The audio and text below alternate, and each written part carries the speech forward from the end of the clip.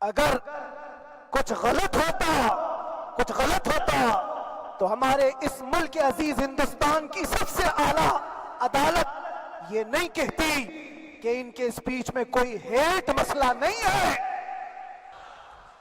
جس طرح سے گئے تھے ویسی واپس آئے، اور نہ میرے مصطفیٰ نے باہر میری عزت میں کمی کی نہ اندر عزت میں کمی کی. مولا تبارک و تعالیٰ اگر کسی کو کوئی مقام عطا کر دے تو ہزاروں کیڑوں کے پھڑپڑانے سے وہ مقام ختم بھی نہیں ہو سکتا. جو چیز خاص طور پر بولنی ہے وہ یہ ہے، ان حالات سے آج جو گھبرائے ہوئے ہیں یہ وہ لوگ ہیں جو عیش پرست ہیں. میں کسی کو خاص ٹارگٹ کر کے نہیں کہنا چاہتا، لیکن بہت سارے وہ لوگ جو اثر و رسوخ رکھتے ہیں لیکن وہ آگے آنا نہیں چاہتے. دین اسلام پر حملے ہوں، حضور پاک کی عزت پر حملہ ہو، کسی کو بولنا نہیں ہے، کیونکہ پتہ ہے دیکھو اس مولانا کو کس طرح کیے، اسی طرح دوسروں کو بھی کر دیا جائے. ایک سٹیج تھا جس سے گزارا گیا ہے، ایک مقام تھا جس سے گزارا گیا. میں تو ایک نکما آدمی، میں تو ایک کم پڑھا ہوا ہوں، لیکن آپ کو بزرگان دین کی اگر تاریخ پتہ ہو، امام اعظم ابو حنیفہ رضی اللہ تعالیٰ عنہ جن کو ناحق جیل میں رکھا گیا تھا، امام موسیٰ کاظم رضی اللہ تعالیٰ عنہ 7 سال تک قید میں رہے، تو ہزاروں کیڑوں کے پھڑپڑانے سے وہ مقام ختم بھی نہیں ہو سکتا.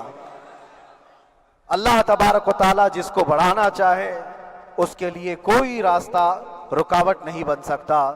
اس لیے کہ ہم نے تاریخ میں دیکھا ہے پیبند لگے کپڑے پہننے والے، پیروں میں چپل نہیں تھے، جن کے ناخن تک اکھڑ جاتے تھے، لیکن وہ جب چلتے تھے قیصر و کسریٰ بھی کانپتے تھے.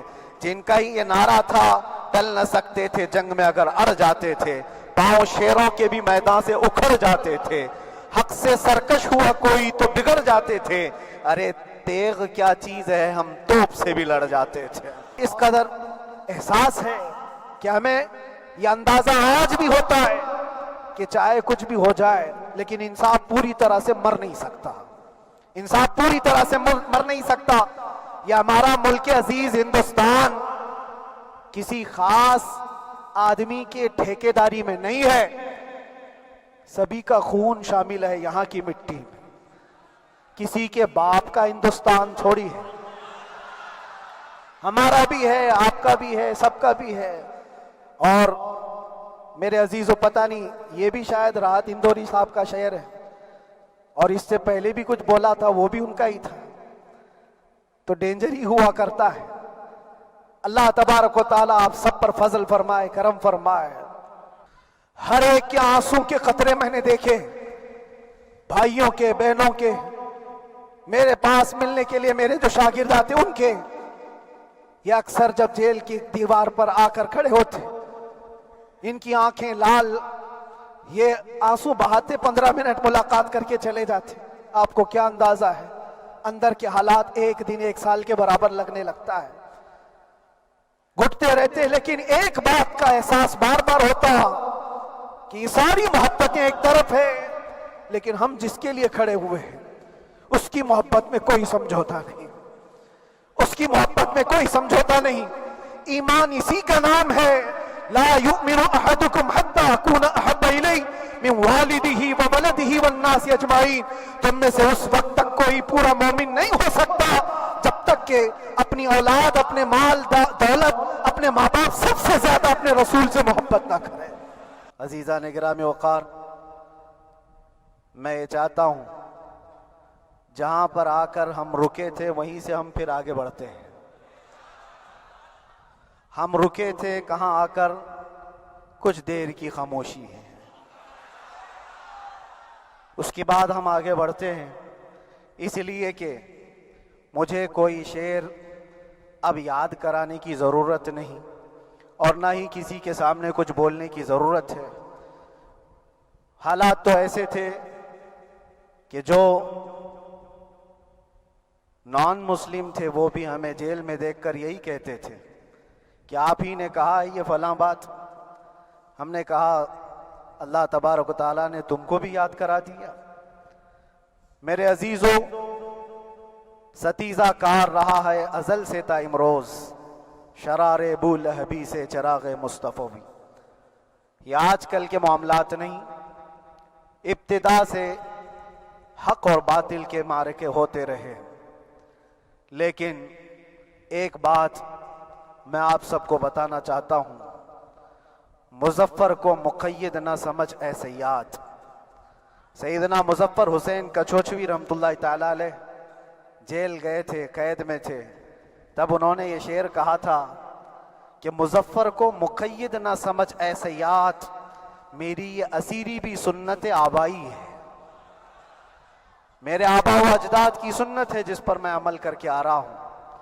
میرے بزرگوں کی یہ سنت تھی.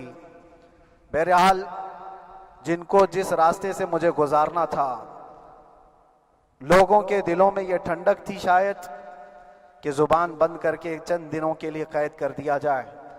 صرف اس لیے نہیں کہ ایک بھائی کے لیے، اس لیے بھی لڑ رہے تھے کہ ایک عالم کے لیے جس سے دین کا بہت سارا حصہ وابستہ ہے. ان کی محنتیں رائے گاہ نہ گئیں. بہت سارے میرے احباب و اقربا، خاص طور پر مدن پورہ اور وکرولی سے، جنہوں نے اپنے گھر بار چھوڑ کر میرے لیے دوڑتے بھاگتے رہے. اللہ رب العزت اس بات کا شاہد ہے، ایک ایک دن اندر میں نے سب کے لیے دعائیں کی ہیں. اور ایسا نہیں کہ کوئی دن بھولا جاتا. اور باہر کی ہمیشہ یہ خبریں آتی رہتی ہیں کہ حالات کیسے کے کیسے ہوتے جا رہے ہیں. کبھی اگر گھبراہٹ اور بے چینی ہوتی تو میرے عزیزوں صرف ایک ہی بات ہمارے پاس تھی علاج کے لیے. ایک ہی علاج تھا. جب بے چینی بڑھ جاتی، اپنوں سے رابطہ نہیں ہو پاتا اور کسی کے خبر نہ پہنچتی، کھانے پینے کی تکلیفیں، رہنے سہنے کی مصیبتیں جب سر پر آتی، تو ایک ہی علاج تھا، ان کے نثار کوئی کیسے ہی رنج میں ہو. ان کے نثار کوئی کیسے ہی رنج میں ہو، جب یاد آ گئے ہیں سب غم بھلا دیے ہیں. جب میں وہاں گیا تھا تو ایک بزرگ کی بڑی یاد آئی. وہ تھے حضرت مجدد الفیسانی رضی اللہ تعالیٰ. اکبر جیسے ڈکٹیٹر کے سامنے، اس زمانے کے سب سے بڑے ڈکٹیٹر بادشاہ کے سامنے آپ نے حق بات کا اعلان کیا تھا. مجدد الفیسانی رحمۃ اللہ تعالیٰ علیہ نے فرمایا تھا کہ اسلام نام سے جو دین ہوگا وہ محمد عربی کا لایا ہوا ہی دین ہوگا، کسی اور بادشاہ کا بنایا ہوا نہیں ہوگا. اس بات پر آپ کو قید میں ڈالا گیا تھا. 8 سال تک قید میں رکھا گیا. 8 سال میں بادشاہ مر بھی گیا، بیٹا بادشاہ بنا. لیکن کسی نے آ کر جہانگیر کے سامنے یہ بات رکھی کہ آپ کے باپ نے جس مولانا کو قید میں ڈالا تھا گوالیار کی جیل میں، 8 سال میں جیل کا نقشہ بدلا ہوا ہے. تو بادشاہ نے پوچھا ہوا کیا ہے؟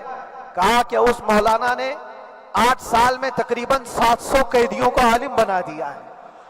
اور مجھے اس بات کا تھوڑا قلق تھا. 24 سال سے میں تراویح سنا رہا تھا. 24 تراویح ہو چکی تھی. رمضان المبارک کا 24 گزر چکے تھے. 25واں سال تھا. ظالموں نے مجھے رمضان سے پہلے اندر کر دیا. بار بار یہ خواہش ہوتی تھی کہ میری تراویح چھوٹنے نہ پائے. 25ویں تراویح ہے، 25ویں محراب ہے. لیکن رب تبارک و تعالیٰ کا احسان، اندر موجود سارے مسلمانوں نے یہ مطالبہ کیا کہ ہم یہاں جماعت سے تراویح قائم کریں گے.